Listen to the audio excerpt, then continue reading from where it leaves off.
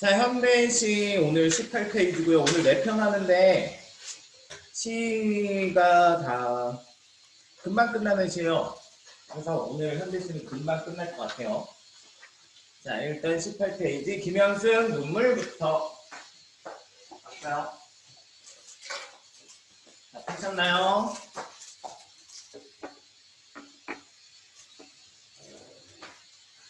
자, 눈물부터 가볼까요?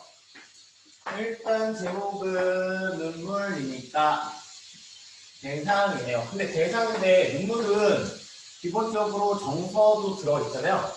그래서 눈물은 기본적으로 슬픔의 정서일 때 흘리는 것. 그러니까 정서도 염두에 두시고 보시면 되겠죠. 자, 그리고 작가를 보시면 김현승 시인인데 김현승 시인은 약간 문제가 있는 게 뭐냐면 시가 조금 어려워요. 그래서 기억하실 수 있으면 좋은데 이분의 시는 기독교적 가치관으로 읽어주시면 시가 좀 잘 읽어지는 그런 경향이 있어요. 그래서 뭐 없으셔도 이 시는 크게 무리는 안 될 거인가? 아니 어려워요. 자, 그냥 보시게. 그래서 가보도록 할게요. 자, 화자를 역시 찾아보시면 화자는 여기에서부터 출발하시면 됩니다. 화자 찾으시고, 자, 덜어는 옥토에 떨어지는 작은 생명이고자. 옥토, 기름진 곳에 떨어지는 작은 생명이구나. 자, 뭔지 잘 모르겠죠? 그래서 어쨌든 작은 생명이죠. 작은 생명에 대해서 이야기합니다. 근데 작은 생명은 지금 보조관념이잖아요. 그러니까 얘가 비유하고 있는 대상 원관념을 찾으셔야 돼요. 자, 그리고 또 흠도 티도 금가지도 않는 나의 전체는 오직 이뿐. 이렇게 하네요. 자, 역시 원관념은 드러나지 않고 보조관념만 지금 드러나고 있어요. 자, 흠이 가지도 않아요.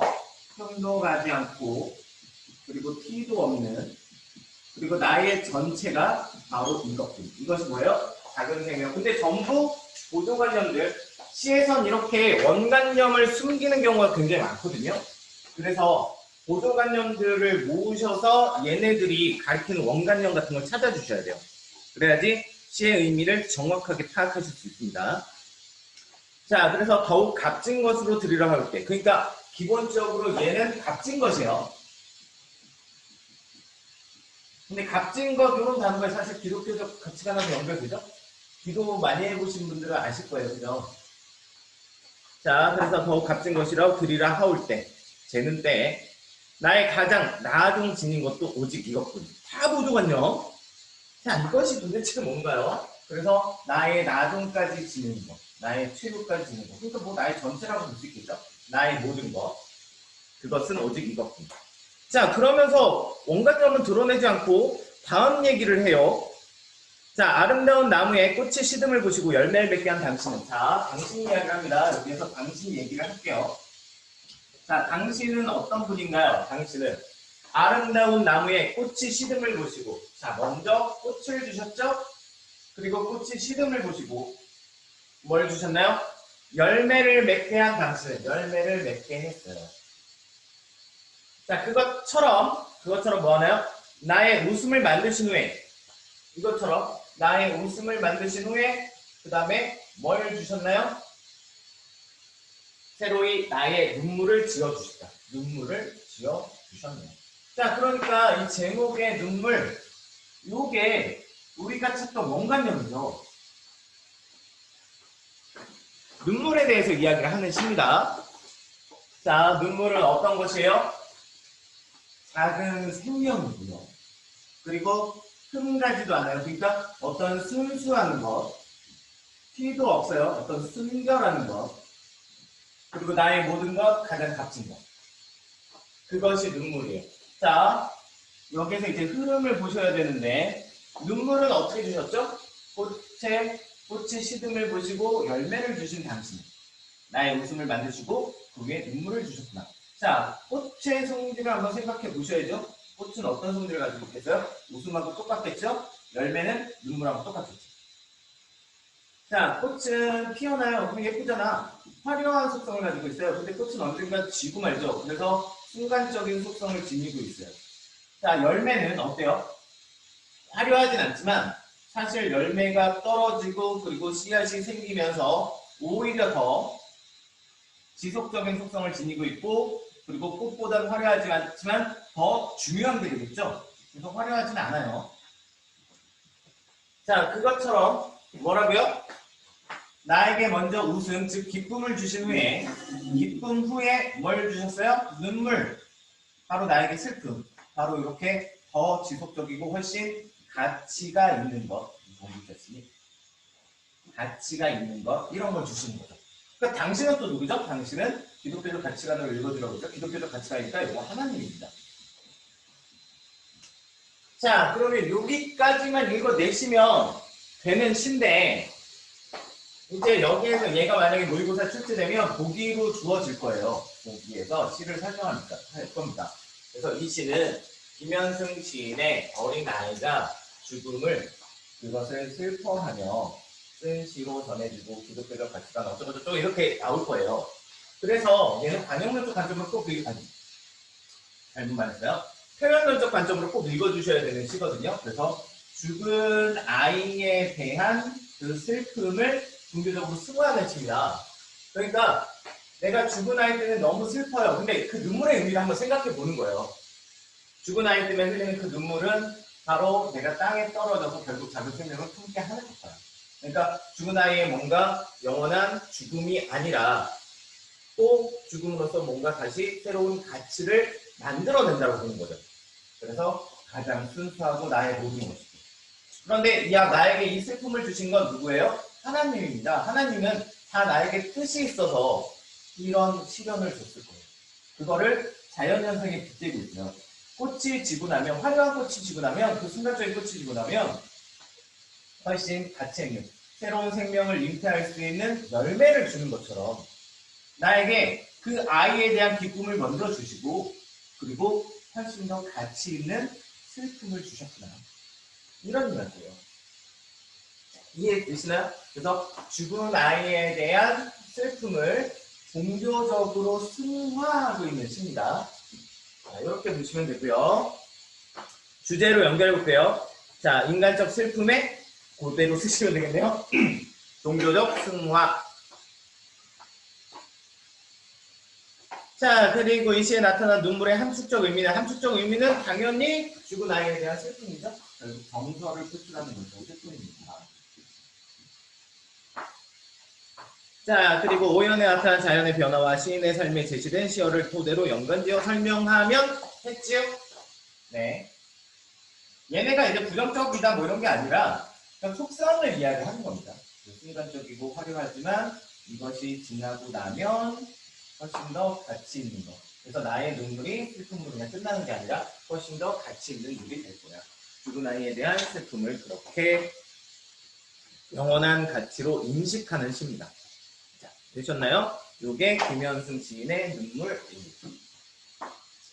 혼자 읽으면 조금 까다로운 시죠. 그리고 특히 죽은 아이에 대한 이야기가 모릅니다. 근데 이런 것들은 모의고사에서는 다 주어지니까요. 이런 식으로 이제 뼈대만 끄집어 내실 수 있으면 됩니다. 자, 다음 시로 가볼게요.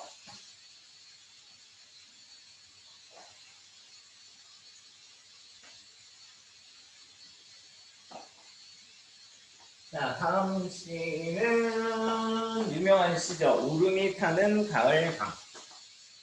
자, 박대삼이시고요. 울음이 타는 가을.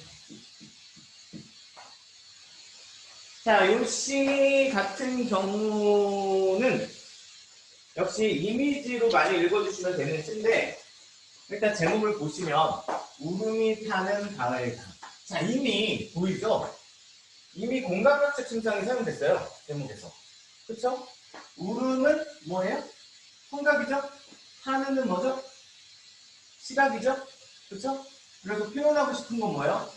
가을강, 타는 가을강이죠. 이게 노을로 타는 가을강이에요. 그러니까 노을에 불타는 가을강이 울음을 우는 것 같다. 이렇게 표현했어요. 그러니까 여기에서 결국 대상과 뭐가 들어있어요? 정서가 들어있죠. 자, 이렇게 정서가 들어있을 때 정서에 해당되는 대상을 고르시라고요. 찾으시라고요. 그게 포인트입니다. 자, 뭐 더 필요 없이 여기 보시면 결국 가을강에 그런 정서가 수용되어 있는 거예요. 그리고 제목도 한번 더 보고 하면 오름은 아까 말한 것처럼 청각, 그리고 타는 시각, 그리고 결국 노을로 타는 가을강을 말하고 싶은 거니까 시각의 청각화인 제목이네요. 되셨나요?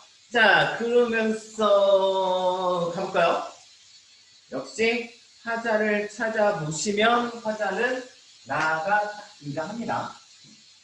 화자 찾으시고 거의 설명해야 되는 시라 한번 볼게요. 자, 마음도 한 자리에 못 앉아있는 마음일 때 누가? 내가. 그러니까 마음도 한 자리에 못 앉는 마음, 뭔가 내가 안정이 되지 않을 때, 뭔가 불안한 마음이 들을 때, 불안한 게 안 되면 안 되는 거죠. 그리고 뭔가 이제 마음이 찝찝하고 뭔가 기분이 안 좋을 때, 그때 친구의 서러운 사랑 이야기를 가을 햇볕으로나 동무 삼아 따라가면, 자, 역시 사랑 이야기를 계속 들어요. 친구의 사랑 이야기를. 여기다가 정서를 쓸까요? 자, 친구의, 자, 가을날. 친구의 사랑 얘기를 들어요. 자, 가을은 어떤 계절이에요? 가을은 풍요의 계절이기도 하면서 동시에 어떻습니까? 모든 것이 사라져가는 소멸의 계절이에요. 여기는 사실은 가을은 슬픈 계절이에요. 그래서 우리 가을 되면 왠지 쓸쓸하고 옆구리가 시리고 남자친구, 여자친구 생기고 싶고 그렇잖아요. 네. 봄에 생기고 싶은 거하고 또 다르다고. 봄은 뭐 안 생겨도 그래. 누구를 따랐어, 우리 가을이. 안 생겨. 아, 또 안 생겨. 뭐 이런 느낌 들잖아요? 안 그런가요? 그래요. 네. 그래서 가을은 어떤 소멸의 계절 이렇게 어떤 쓸쓸한 이미지 그리고 거기에 친구의 사랑 얘기를 들어요. 자, 가을 햇볕 속에서 듣는 친구의 사랑 얘기는 성공한 사랑일까요? 실패한 사랑일까요? 당연히 실패한 사랑이죠. 네. 어쩜 그렇게 친구들은 누구 좋아한다, 사랑한다, 그런데 와갖고 얘기하고 그게 잘된 꼴을 못 봤어요. 그렇지 않나요? 네. 항상 친구의 사랑 얘기는 그렇게 다 슬퍼요. 그래서 결국 화자는 그 안에서 또 슬픔의 정서를 느낍니다. 자, 그거를 좀 더 읽어보시면 알게 돼요. 자, 가을 햇볕으로나 동무 삼아 따라가면 친구의 사랑 얘기를 따라가는 거예요. 그러니까 슬픈 이야기들을 따라가면 어느새 등성이에 이르러 눈물 나구나. 눈물 나요. 슬픔의 정서. 그렇죠? 자, 그래서 이런 것을 하면서 나는 어디로 가요? 지금 산 등성이에 올라가죠. 등성이. 그러니까 산을 향해 올라가고 있는 거예요. 자, 그러면서 이제 뭔가 보이겠죠? 뭐가 보이나요? 제삿날 큰 집에 모이는 불빛도 불빛이지만 자, 먼저 불빛이 보여요. 어디에 불빛? 제삿날에 불빛이 보여요. 일단 제삿날에 불빛이 보인다는 건 1번 어두워지고 있어요. 그렇죠? 하강의 이미지. 자, 가을을 통해서 소멸의 이미지 이야기했죠. 또 어둠의 이미지가 깔리고 있어요. 그러니까 역시 또 하강의 이미지. 분위기가 쓸쓸하게 형성이 되네요. 자, 그런 상황에서 제삿날 불빛. 제삿날 불빛은 뭐 하는 날이요? 제삿날은 뭐 하는 날이죠? 네가 죽는 날인가요? 아니라 죽은 사람을 추도하고 추모하는 날. 죽은 사람을 생각하는. 어떻게 보면 슬픈 날일 수도 있잖아요. 그렇죠? 그런 쓸쓸한 또 이미지. 그리고 해질녘 울음이 타는 가을강을 보건네. 자, 이거죠. 해가 진다 어둠의 이미지. 그렇죠? 하강의 이미지. 또 동시에 울음이 타는 가을강. 다시 한번 쓸까요? 가을강이라고. 자, 결국 이 가을강을 보면서 내가 슬픔의 정서로 쭉 바라보고 있는 거죠. 되셨나요? 자, 여기에서 시선전개 방법이 벌써 나와버리거든요. 화자는 앞에서 뭘 이야기했어요? 먼저 정서를 이야기했죠. 그리고 여기에서 이제 뭐 얘기하고 있어요? 그 정서로 바라보는 자연물들, 자연물은 아니겠지만 제삿날 불빛은 그런 경관, 경치들을 이야기하고 있어요. 그러니까 이게 뭐가 되죠? 선, 이번에는 정, 후, 경입니다. 선정후경의 방식으로 시상이 전개되고 있네요. 자, 우리는 익숙한 단어가 선경후정이거든요. 그래서 선정후경이라는 말 들으면 좀 이상한데? 막 이렇게 생각되면서 틀린 것 같고 그래요. 그런데 그게 아니라 그냥 둘 다 전통적인 방식이에요. 여기에서 핵심이 되는 건 뭐냐면 자, 경관을 정서와 같이 대치시키는 거예요. 혹은 상응시키는 거예요. 그게 전통적인 수법입니다. 여기에선 정서가 나오고 경관이 나오죠. 그러니까 슬픔의 정서로 바라보는 노을. 우울할 거야. 그러니까 울음이 타는 가을강처럼 보이는 거잖아요. 만약에 내가 기뻐요. 내가 로또 됐단 말이야. 근데 노을 지고 있어. 야, 하늘이 빨갛게 날 축복해주는구나. 이렇게 생각하죠. 그렇지 않아요? 네. 이런 친구의 슬픈 사랑 이야기 듣고 이러니까 내가 우울한 거죠. 자, 그 다음 볼게요. 가을강을 보겠네. 자, 저것 봐, 저것 봐. 너 보담도, 내 보담도. 자, 기쁜 첫사랑 산골 물소리가 사라지고. 자, 처음엔 기쁜 첫사랑. 근데 기쁜 첫사랑 어떻게 됐어요? 결국 사라져요. 근데 첫사랑은 물소리라고 표현했죠? 자, 그리고 그 다음 뭐 했죠? 그 다음 사랑 끝에 생긴 울음까지 녹아나고. 그 다음 사람, 다음 넥스트 사랑도 어떻게 돼요? 또 녹아 사라지고. 다 사랑이 실패하는 거죠. 그리고 또 이제는 미칠 일 하나로 바다에 와가요. 바다로 와가요. 자, 이게 뭐예요? 첫사랑의 실패, 다음 사랑의 실패, 그리고 바다. 이게 인생이죠. 인생은 항상 흘러가는 물의 비유가 되잖아요. 그래서 처음에 어렸을 때 기쁜 첫사랑이 있었어요. 처음 사랑할 때, 처음 할 때 기쁘죠. 근데 이게 남녀 간의 사랑만을 이야기하는 게 아니라 뭐 다른 대상에 대한 사랑도 이야기를 합니다. 내가 사랑했던 일, 사랑했던 대상, 사랑했던 사람, 모든 것이 될 수 있어요. 그래서 우리 생각해봐. 무언가 딱 꽂혀갖고 이제 하기 시작할 때 얼마나 기뻐요. 우리가 처음에 롤을 영접했을 때 얼마나 기뻤어요. 네, 보트를 썰고 다니고 그걸 내 실력이라고 믿었잖아요. 네. 그런데 애들이 야, 그건 보시야. 이제 등급전, 승급전을 해봐. 아, 얼마나 슬퍼요. 네. 네, 느낌은 그 플레 같은데 현실은 아이언이잖아요. 아, 그렇지 않나요? 아닌가요? 네. 어쨌든 자, 그렇게 첫사랑 사라지고 또 흘러가면 다음 사랑 그것도 녹아 사라지고. 그리고 이제 바다. 어떻게 됐어요? 점점 시간이 흘러 바다는 항상 노년기의 비유가 됩니다. 자, 그러면서 바다에 다가가는 소리 죽은 가을강을 처음 보겠네. 자, 슬픔을 정도로 바라보니 가을강은 결국 뭡니까? 인간의 삶이 투영되어 있는 거예요. 천천히 이제는 흘러가서 이제 흐름이 느린 저 바다, 묘지 같은 바다에 흘러가는 거예요. 그래서 이 시는요, 그냥 인간의 보편적인 그냥 슬픔의 정서를 자연물에 그냥 투영하고 있는 거예요. 자, 이렇게만 보시면 됩니다. 자, 주제는 이렇게 쓰시면 되죠. 인간의 보편적인 슬픔과 애상적 정서 이렇게 쓰시면 되고요. 자, 그리고 그 다음은 인생의 유한성과 한 이렇게 할게요. 인생의 유한성과 한. 자, 이것만은 꼭 기억했네요. 1번 울음이 타는 가을강에 함축되어 있는 의미는 결국 뭐예요? 슬픔의 정서로 가을강을 바라보는 거죠. 네. 그리고 좀 더 들어가면 요거까지 써둘까요? 공각학적 심상, 청각의 시각화, 화자의 슬픔의 정서를 결국 공각학적 심상으로 표출한 겁니다. 자, 여기에 고나 보건내 이런 것들. 자, 보건내나 고나 이런 것들은 좀 약간 고어적인 표현이에요. 그래서 그런 어미를 통해서 약간 고풍스러운 혹은 전통적인 이미지를 만들어낸다 이렇게 보시면 돼요. 얘네들이 주로 판소리에 사용하는 문체들이거든요. 그래서 그것들을 통해서 뭔가 전통적인 이미지. 그래서 옛날부터 전통적으로 우리는 한의 정서를 가지고 민족 이렇게 얘기하잖아요. 그래서 그런 고유의 한을 이야기하는 겁니다. 자, 시에서 주절 이루는 이미지 관계를 살펴보면 역시 시각적인 게 주를 이루고 있고요. 그리고 이거 다시 한번 물어보는 건데 앞에 썼으니까 쓰지 맙시다. 자, 요게 울음이 타는 가을 강이고요. 자, 보셨나요? 자, 그리고 다음 시로 가시면 김수영의 사령입니다.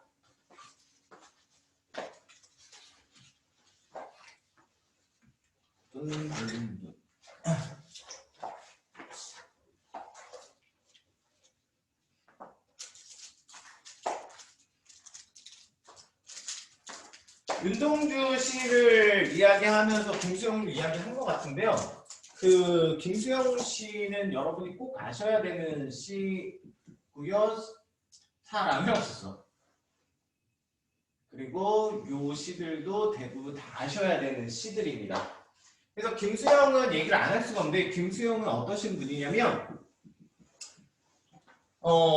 굉장히 시정신이 투철한 분이에요. 그러니까 시가 결국 어떤 사회에 잘못된 것을 고발하는 그런 고발, 그리고 사회를 뭔가 깨끗하게 만들어야 되는 정화 기능을 하는 게 시라고 생각을 했어요. 그래서 항상 불편한 삶을 사셨죠. 근데 약간 윤동주하고 좀 다른 점은 뭐냐면 김수영은요, 소시민적인 자기 반성을 끝없이 하는 시인입니다. 자, 이 소시민성에 대한 반성인데, 소시민성이 뭐냐면요, 이런 거예요. 우리는 불의를 보고 어떻게 하죠? 불의를 보고? 우리는 불의를 보고 못 본 척 하죠. 잘 생각해봐요. 뭐, 저기, 이제 누군가 싸우고 있어요. 그럼 가갖고 우리 말리나요? 왜 싸우세요? 이렇게 말려요? 안 말려요. 그죠? 지금 싸우네. 그리고 그냥 지나가요. 네. 아는 사람이 싸우면, 너 왜 싸워? 그리고 가만히 있어요. 그렇지 않아요? 네. 이렇게 막 하다가 여기 은행 앞에서 누가 소매치기 당했다고 생각해봐요. 막 소매치기 막 이렇게 소리 지르는데 우리 큰일 났네 이렇게 생각하죠. 경찰에 신고할 생각도 못해요.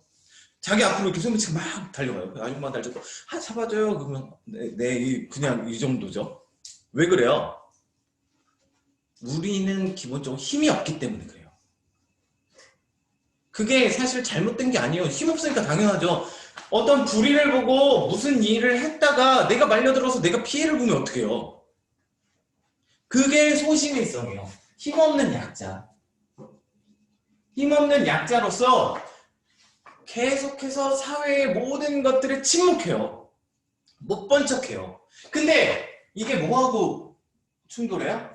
시인의 사명하고 충돌해요. 야, 그래도 시인은 이걸 가지면 안 되잖아요. 그래야 사회에 잘못된 것을 이야기를 할 텐데. 그래서 계속 반성해요. 계속 끊임없이 자기 반성하는 시인입니다. 소시민적인 근성. 자, 김수영 시인은 물론 이제 강점기부터 쭉 활동했던 시인이긴 합니다. 그런데 이분은 거의 1960년대 이후 요기의 삶으로 연결해 주시면 돼요. 그래서 독재 정권이던 시절. 얼마나 사회가 부조리해요. 그 부조리한 곳에 침묵할 수 없다. 근데 우리는 침묵한다. 거기에 대해서 나조차도 침묵하는 그 사실에 대한 자기 반성을 끊임없이 하는 시. 자, 사령에 잘 나와 있습니다. 사령하고 폭포하고 두 편 볼 건데, 폭포는 거의 김수영의 시정신이 그대로 들어있는 시라고 보시면 되고요. 그리고 요 사령은 역시 자기 반성이 들어있는 시입니다. 자, 제목을 보셨더니 제목이 모르겠잖아요. 그럼 넘어가시면 되고요. 근데 여기 사자 정도는 알잖아요. 요 죽을 사잖아요. 그죠?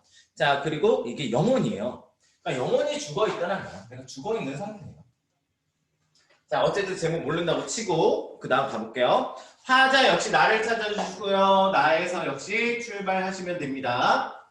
자, 활자는 반짝거리면서 하늘 아래에서 간간히 자유를 말하는 거예요. 자, 활자는요, 반짝거리는 대상이에요. 그러니까 긍정일 수밖에 없어요. 그리고 얘는 자유를 말하는데 자유를 말하는 존재입니다. 근데 나의 영은 죽어있는 것이 아니야. 나는 현재 죽어있는 상태 같아요. 그러니까 활자는 자유를 말하는데 활자하고 비교해서 나는요 자유를 말하지 못하는 상황이에요. 그래서 죽어있는 거죠. 활자는 뭐겠어요? 책, 지식, 뭐 신문, 모든 게 다 될 수 있겠죠. 글자가 들어간, 텍스트가 들어간 모든 것. 근데 텍스트로 담을 수 있는 그 모든 것도 전부 활자가 될 수 있습니다. 그래서 그 모든 것들은 자유를 간간히 말해요. 그런데 나의 영은 죽어있는 것이 아니냐? 나는 자유를 말하지 못해요. 어느 시기에? 독재정권 시기에.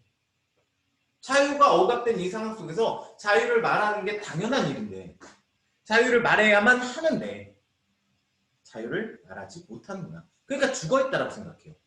자, 벗이요. 자, 벗은 누구야? 벗은 친구잖아. 그죠? 벗은 친구. 그지? 왜요? 벗은 친구. 그죠? 자, 활자가 벗이잖아요. 그죠?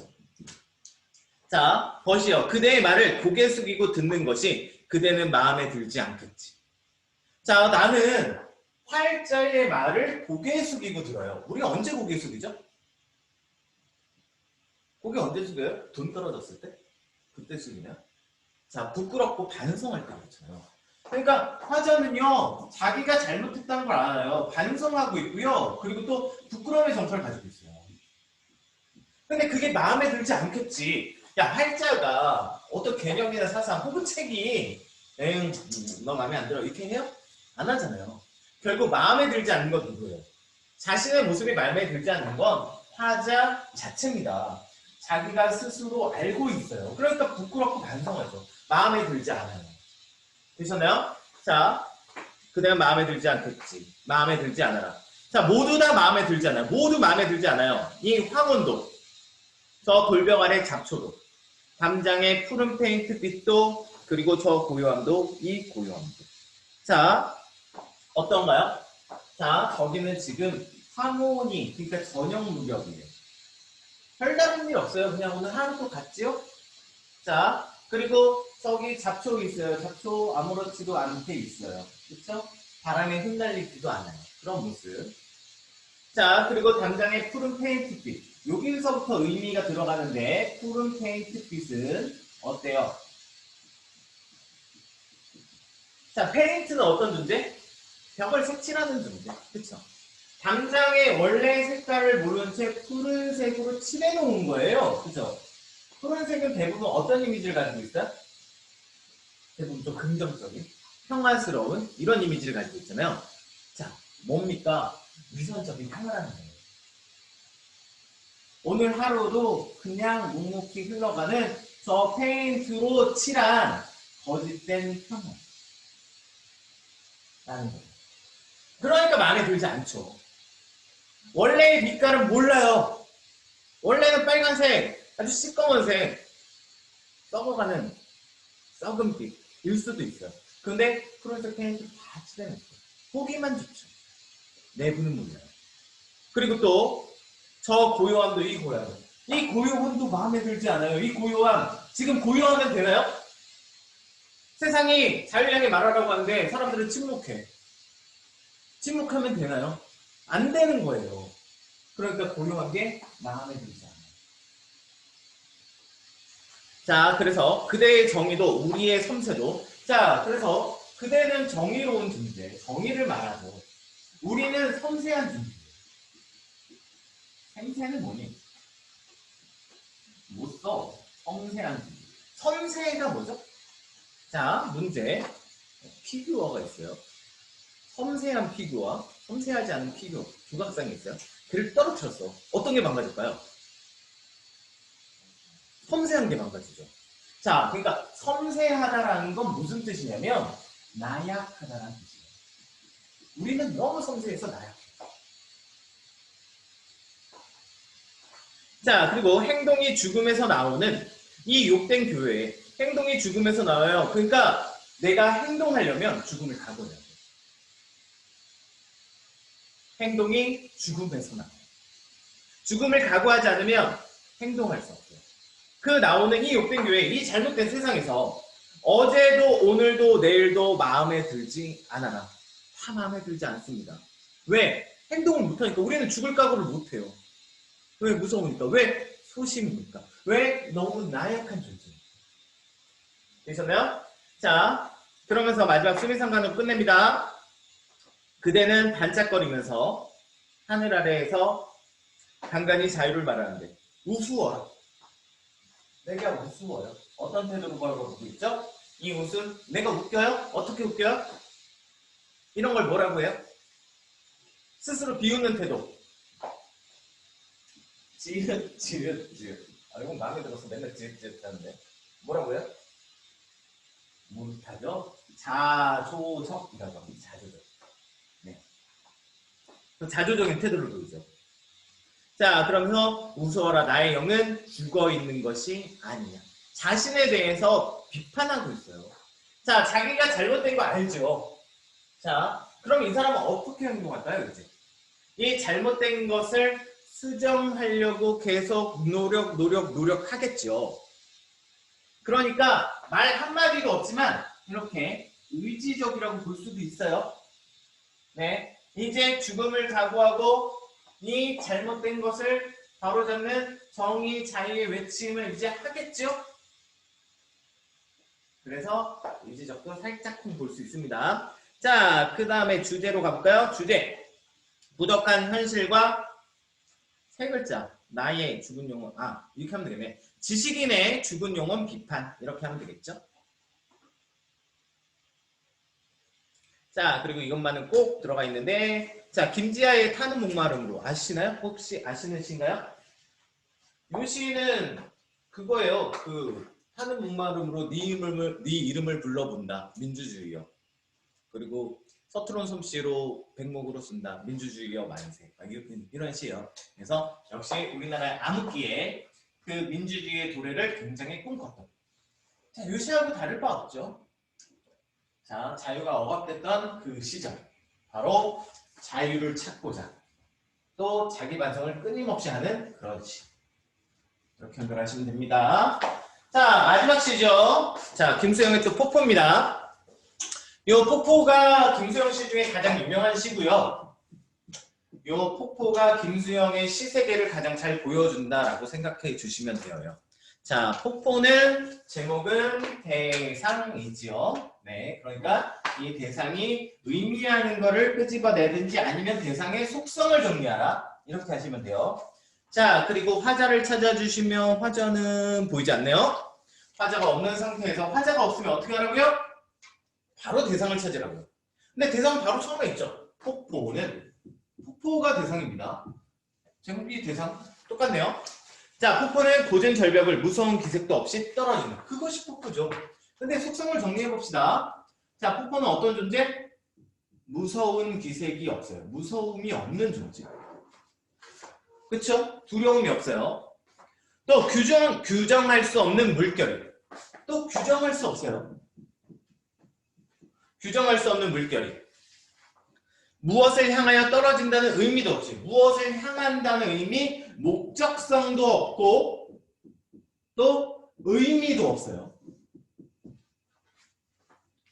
그리고 계절과 주야를 가리지 않고 자, 밤낮과 그리고 봄, 여름, 가을을 겨루지 않고 항상 떨어지는 거죠. 항상성을 가지고 있고요. 그리고 고매한 정신처럼. 고매한 정신처럼 했으니까 고매한 정신이죠. 고매한 정신이 바로 폭포. 정신처럼. 쉴 사이 없이 떨어진다. 쉬지 않는 존재. 항상성? 연속성도 쓸까요? 연속적인 존재. 그것이 폭포. 자, 그럼 폭포는요, 언제 떨어져요?